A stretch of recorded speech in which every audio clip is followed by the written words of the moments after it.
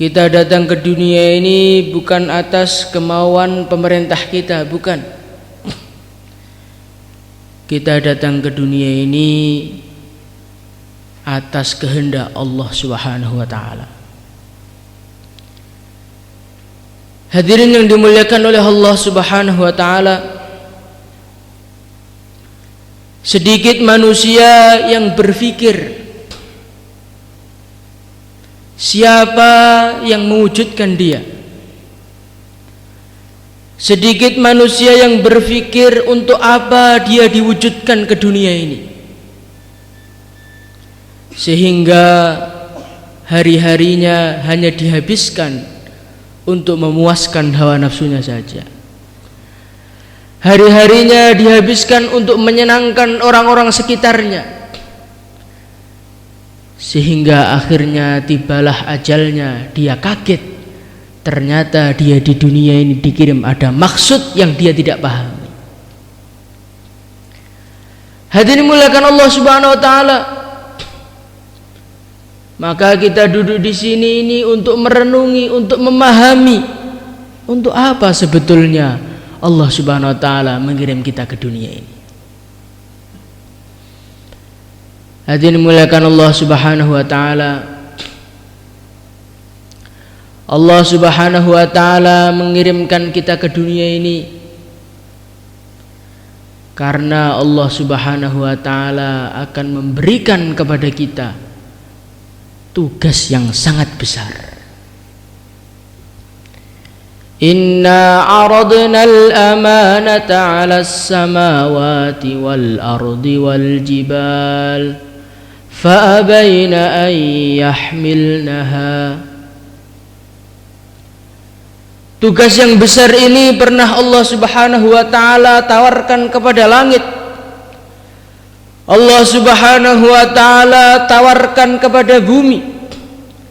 Allah Subhanahu wa taala tawarkan kepada gunung-gunung. Fa'abaina ayyahmilnaha. Maka gunung-gunung, langit-langit, bumi tidak siap untuk menerima tugas ini. Wa hamalahal insan, dan tugas ini dibawa oleh manusia. Jadi hadirin muliakan Allah Subhanahu wa taala, Allah Subhanahu wa taala mengirimkan ke dunia ini, mengirimkan kita ke dunia ini untuk membawa tugas yang sangat-sangat besar.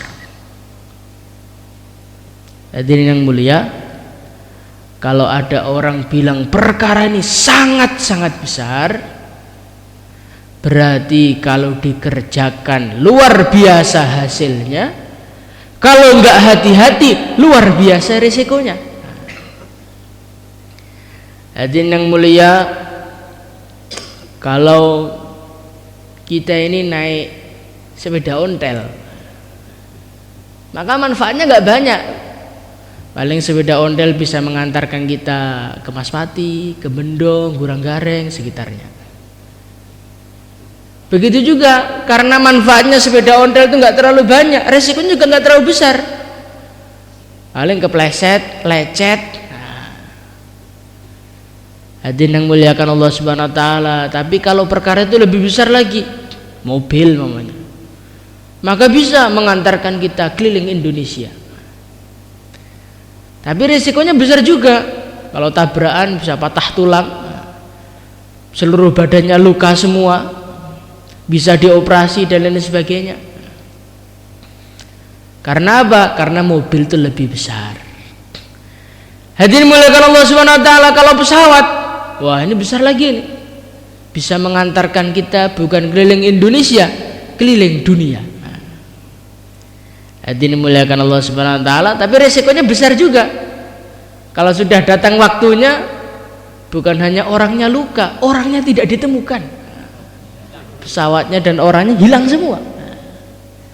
Hadirin muliakan Allah Subhanahu wa taala. Lah agama ini juga begitu. Agama ini perkara yang besar sekali. Perkara yang akan dibebankan Allah Subhanahu wa taala kepada manusia ini sangat besar. Maka kalau agama itu dikerjakan, hasilnya pun sangat-sangat besar juga. Kalau agama ini ditinggalkan, hasilnya sangat-sangat besar juga.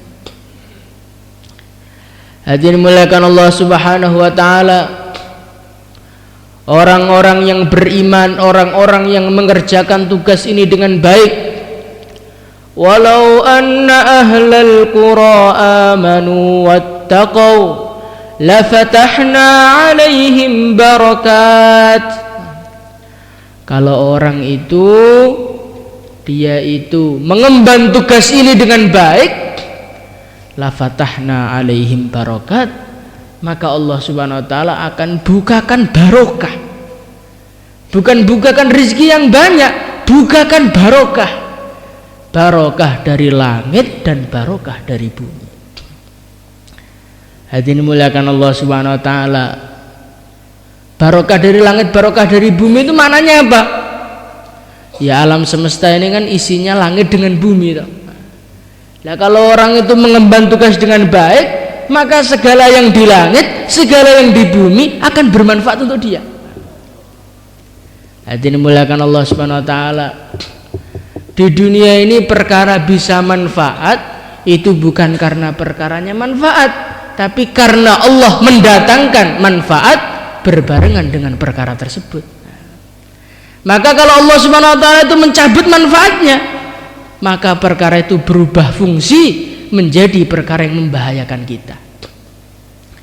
Hadirin muliakan Allah Subhanahu wa taala, rumah ini bermanfaat kepada kita ketika Allah Subhanahu wa taala masih memberkahi rumah tersebut, masih menjadikan rumah tersebut bermanfaat untuk kita. Hadirin muliakan Allah Subhanahu wa taala, kalau Allah berkehendak, maka rumah yang seharusnya untuk tempat berlindung bagi seorang manusia berubah fungsi menjadi kuburan para manusia. Rumahnya runtuh, ada gempa, mati gara-gara kejatuhan rumah. Hadirin muliakan Allah Subhanahu wa taala, perkara itu kalau nggak diberkahi oleh Allah, yang sepertinya manfaat malah jadi mudarat. Kehadiran seorang istri seharusnya ini menyenangkan, bisa bahagia, bisa ada tempat untuk menceritakan keluh kesahnya. Hadirin muliakan Allah Subhanahu wa taala, tapi ketika manfaat itu dicabut oleh Allah Subhanahu wa taala, justru keberadaan mereka malah menyusahkan kita yang tidak karu-karuan. Hadirin muliakan Allah Subhanahu wa taala, katanya begitu. Hadirin muliakan Allah Subhanahu wa taala, kalau Allah Subhanahu wa taala mendatangkan manfaat kepada harta, maka uang ada manfaatnya. Bisa untuk beli sate, bisa untuk beli gulai, bisa untuk bikin rumah. Tapi ketika harta itu dicabut manfaatnya oleh Allah Subhanahu wa taala, maka kehadiran harta justru akan menyusahkan kita. Nah, supaya barang-barang yang ada di sekitar kita manfaat itu bagaimana? Walau anna ahlul qura amanu wattaqau, kalau kita ini mengemban tugas yang diberikan Allah kepada kita dengan sungguh-sungguh. Insyaallah hadirin. Hadirin muliakan Allah Subhanahu wa taala. Ini baru di dunianya, belum di surganya. Orang-orang yang mengemban tugas ini dengan sebaik-baiknya, yang mengemban tugas ini dengan semaksimal mungkin, maka Allah Subhanahu wa taala akan masukkan dia ke dalam surga, di mana sekecil-kecilnya surga adalah dunia 10 kali lipatnya urusan luasnya. Tapi kalau urusan harganya surga, la maudhi'u sauti ahadikum fil jannah khairum minad dunya wa ma fiha, tanah kira-kira 1 meter di surga lebih mahal daripada dunia dan segala isinya. Hadirin muliakan Allah Subhanahu wa taala, orang-orang yang beriman, orang-orang yang mengemban tugasnya, mengorbankan perasaannya, mengorbankan hawa nafsunya demi untuk mewujudkan apa yang diperintahkan Allah kepadanya. Nanti di akhirat, walakum fiha ma tashtahi anfusukum walakum fiha ma tad'un. Nanti sampai di surga, Allah Subhanahu wa taala mengatakan, "Wis njalukmu apa tak kei kabeh." Hadirin muliakan Allah Subhanahu wa taala, bukan hanya tak kei kabeh. Dalam satu riwayat, njalukmu apa tak kei tak lipet nih ping 10. Hadirin muliakan Allah Subhanahu wa taala. Sampai suatu ketika orang-orang ahli surga ditanya oleh Allah, mereka kebingungan meminta. Njaluk apa? Bingung, napa-napa menenten. Apa-apa sudah ada. Rumah sudah ada, istri sudah ada, ini sudah ada. Maka Allah Subhanahu wa taala kasih tahu, "Lah kamu enggak pengen ini?" "Oh iya ya Allah, saya pengen itu." "Oh iya ya Allah, saya pengen itu." Sampai minta aja bingung di sana.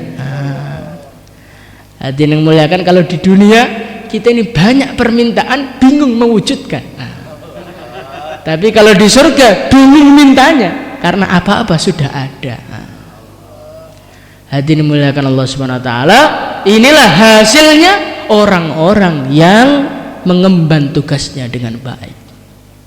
Sebaliknya hadirin muliakan Allah Subhanahu wa taala, kalau orang itu tidak mengemban tugasnya dengan baik, maka Allah Subhanahu wa taala akan berikan kepada dia aisyatan dongka, kehidupan yang sempit. Jadi bukan rumahnya yang disempitkan, kehidupan yang disempitkan. Hadirin muliakan Allah Subhanahu wa taala, orang tuh kalau sudah hidupnya disempitkan, bumi pun rasanya seperti seluas daun kelor.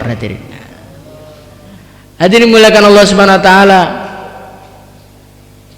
orang itu kalau hidupnya sudah disempitkan oleh Allah Subhanahu wa taala, seperti orang yang dimasukkan di dalam karung. Hadirin, orang itu walaupun kalau dimasukkan dalam karung, walaupun naik Mercedes Benz, ya tetap nggak enak. Walaupun dia diletakkan di rumah full AC, di atas kasur full musik umpamanya, ya tetap nggak enak di dalam karung. Lah begitu juga orang itu kalau tidak mengemban tugasnya dengan baik, dia seperti dalam karung, gak iso metu, sumpek tok isin. Maka hadirin muliakan Allah Subhanahu wa taala, bagaimana kita ini mengemban tugas itu dengan sebaik-baiknya. Insyaallah hadirin. Apa tugas kita? Tugas kita adalah menjadi hamba Allah Subhanahu wa taala yang sebenar-benarnya, menjadi umat Rasulullah yang sebenar-benarnya. Inilah tugas kita. Hadirin muliakan Allah Subhanahu wa taala.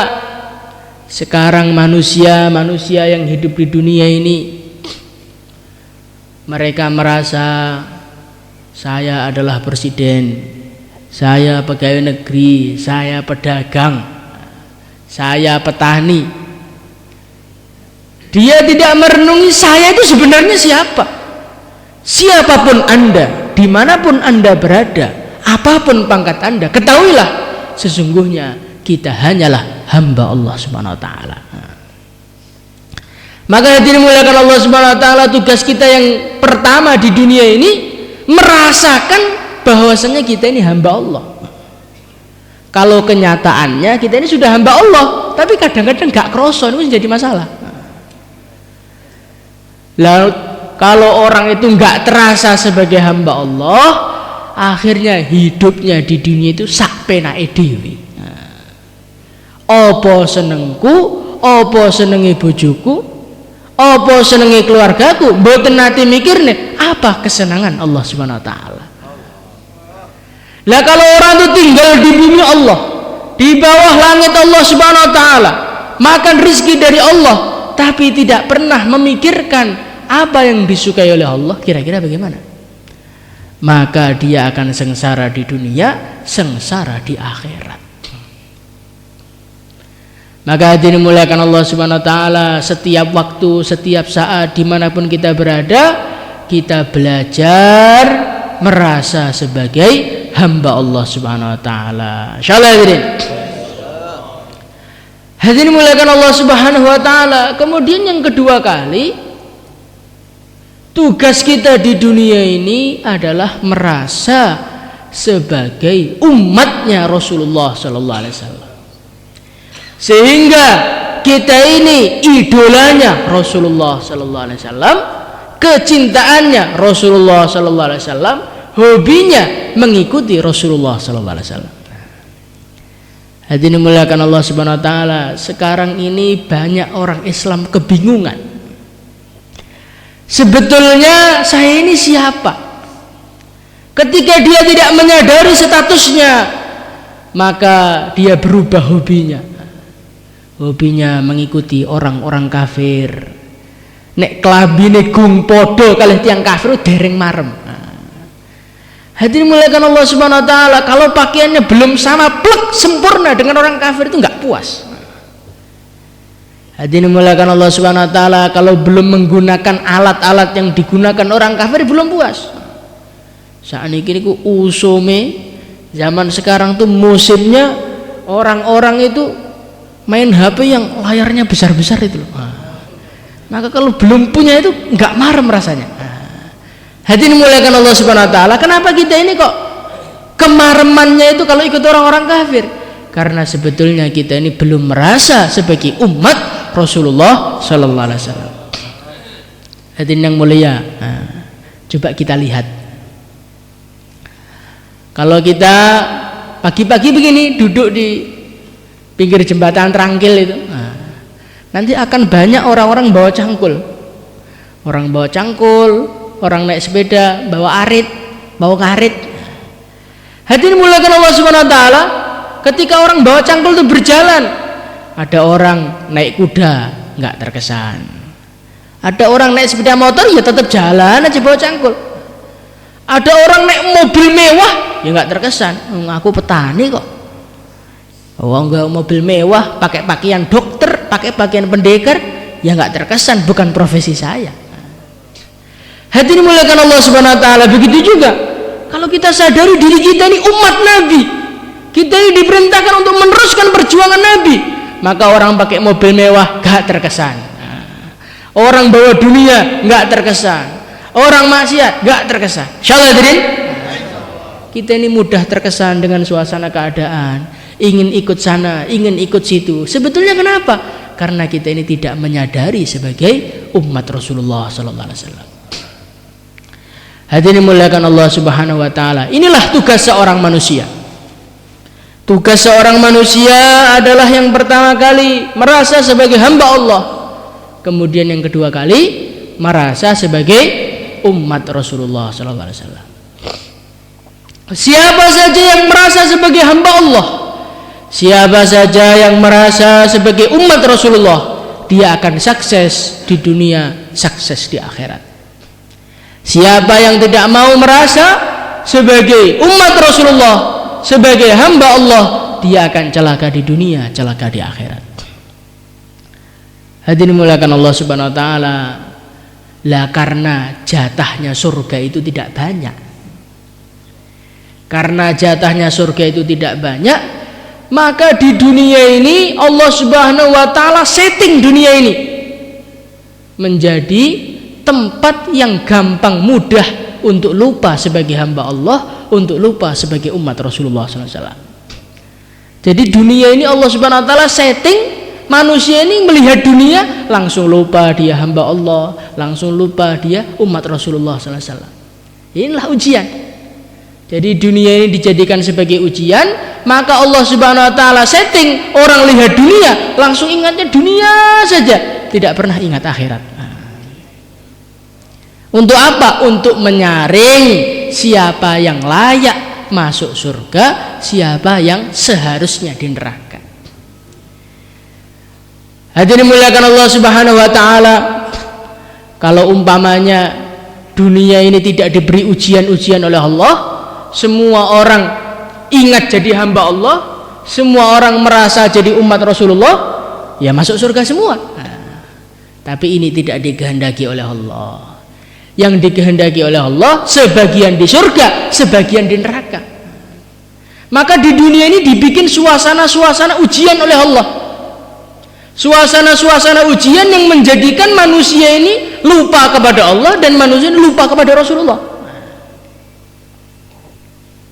Maka hadirin muliakan Allah Subhanahu wa taala, kalau kita ini hidup di dunia ini tidak hati-hati, maka kita nanti akan lupa jadi hamba Allah, kita akan lupa jadi umat Rasulullah. Celaka, naudzubillah min dzalik, dunia yang sementara, akhirat yang selama-lamanya. Hadirin dimuliakan Allah Subhanahu wa taala, di antara bentuk ujiannya itu apa? Di antara bentuk ujiannya Allah Subhanahu wa taala jadikan manusia ini gampang lupa. Manusia ini gampang lupa supaya apa? Supaya orang-orang yang selalu ingat jadi hamba Allah layak masuk surga. Kalau orang tuh apalannya kuat semua, merasa terus jadi hamba Allah, ya nanti akhirnya masuk surga semua. Allah Subhanahu wa taala jadikan manusia gampang lupa, di antara hikmahnya supaya orang-orang yang selalu berusaha mengingat menjadi hamba Allah itu ada nilainya. Innama sumiyal insan li kathratin nisyan. Kata para ulama, manusia itu dinamakan insan, dinamakan manusia itu kenapa? Li kathratin nisyan, gampang lali. Kalau pas bayan itu seakan insyaallah, masya Allah, pokoknya habis ini saya akan ingat sebagai hamba Allah, saya akan ingat sebagai umat Rasulullah. Nanti kalau sudah agak lama enake piye ya? Penake ning ndi? Hadirin yang mulia, kata para ulama, orang tuh kalau sudah mengatakan penake piye berarti dia sudah lupa jadi hamba Allah Subhanahu wa taala. Hadirin dimuliakan Allah Subhanahu wa taala. Jadi di dunia ini Allah Subhanahu wa taala ciptakan suasana-suasana ujian untuk menguji siapakah yang layak menjadi hamba Allah dan siapa yang tidak.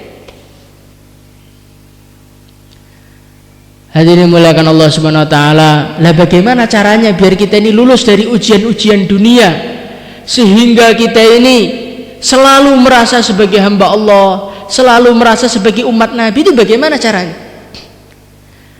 Caranya wa man ahsanu qawlan mimman da'a ila Allah wa 'amila shalihan wa qala innani minal muslimin.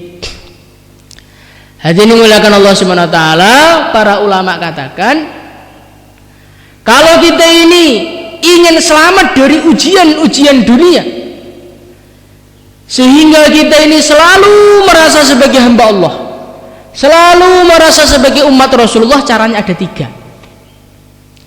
Caranya yang pertama kali, wa man ahsanu qawlan mimman da'a ilallah, kita harus dakwah. Hadirin, orang tuh kalau tidak dakwah, padahal manusia ini bakat lupa, nanti akhirnya lama-lama amalan yang dia buat merosot sampai akhirnya lupa kalau dia itu hamba Allah. Tapi kalau orang itu dakwah, mengingatkan manusia, mengajak manusia kepada Allah, maka dia akan selalu ingat bahwasanya dia hamba Allah, selalu ingat bahwasanya dia itu umat Rasulullah, akhirnya dia selamat dunia akhirat. Maka bagaimana dakwah ini diwujudkan dalam kehidupan kita? Insyaallah hadirin.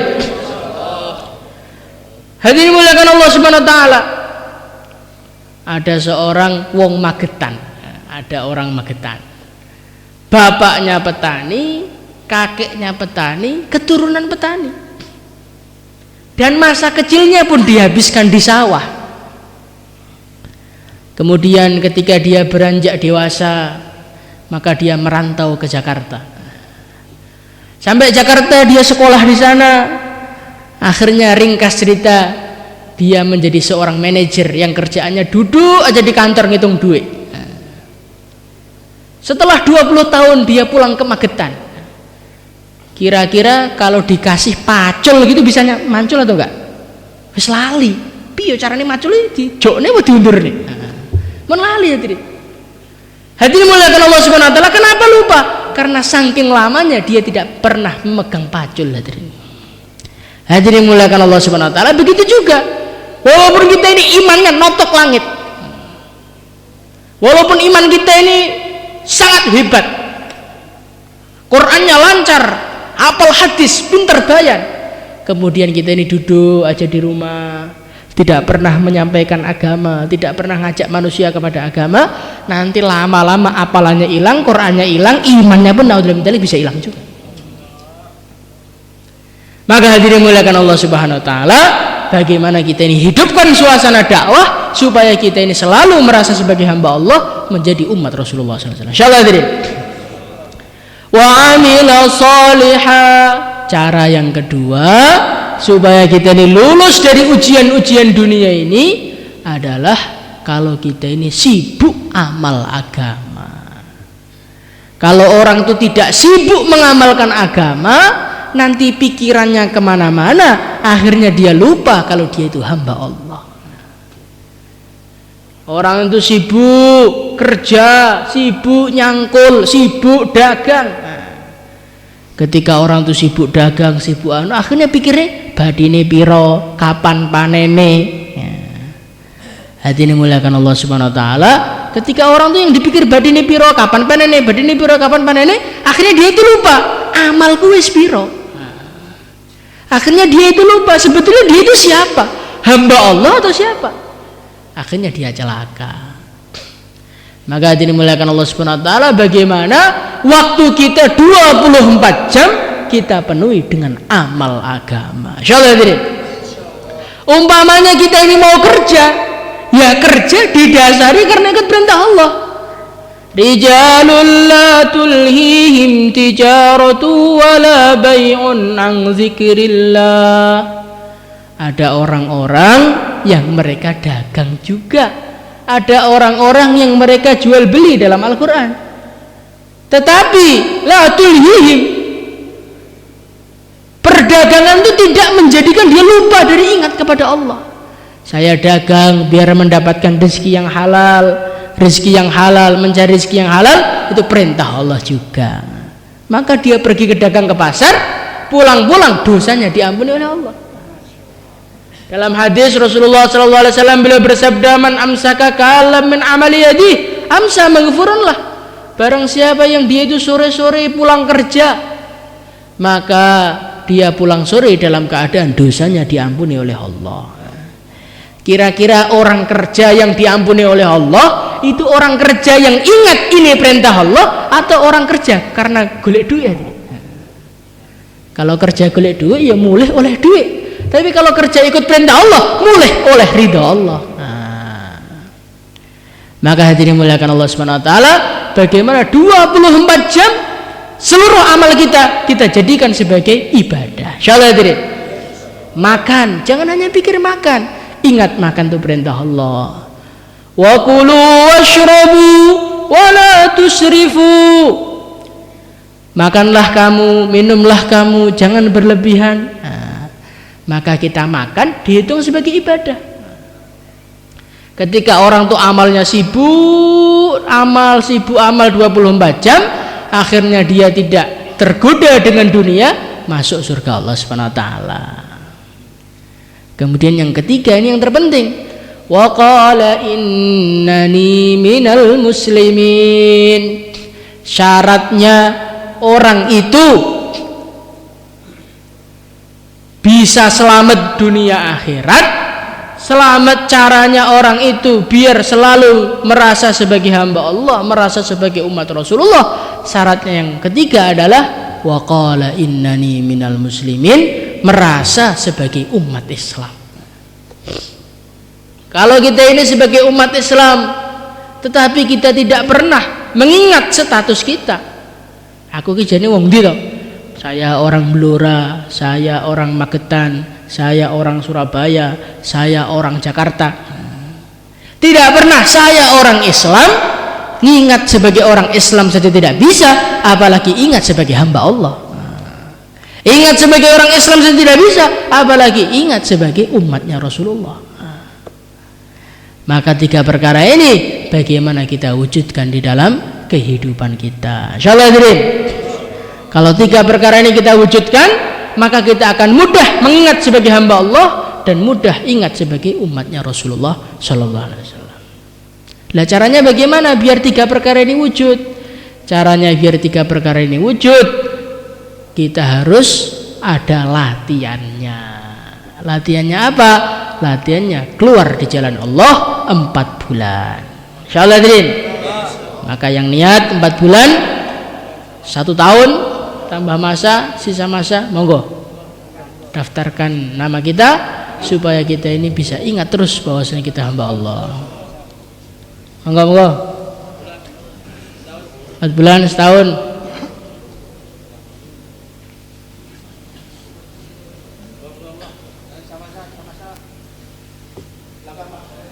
Monggo monggo. Ini ketinggal kathah.